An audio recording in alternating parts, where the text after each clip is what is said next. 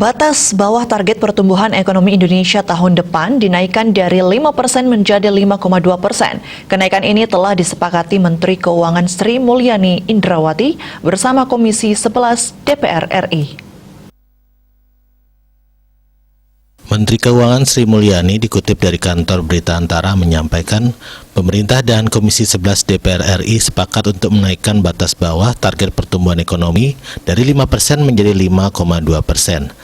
Hal tersebut diputuskan melalui rapat kerja bersama Komisi 11 DPR RI yang membahas terkait asumsi dasar ekonomi makro dan target pertumbuhan RAPBN tahun anggaran 2022.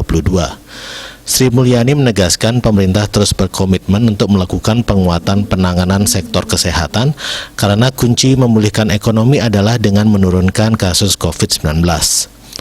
Tak hanya itu, pemerintah juga akan terus menstimulasi aktivitas ekonomi melalui berbagai bentuk program perlindungan sosial maupun insentif untuk dunia usaha. Menurutnya, upaya ini diharapkan dapat mendorong tingkat konsumsi rumah tangga yang merupakan salah satu motor penggerak pertumbuhan ekonomi. Kemudian untuk asumsi makroekonomi yang juga mengalami perubahan adalah tingkat suku bunga SBN 10 tahun dari 6,82% menjadi 6,8%.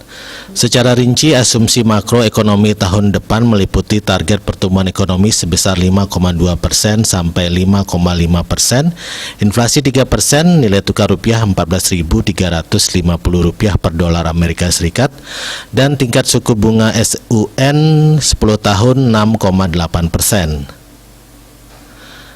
Bali Pos melaporkan.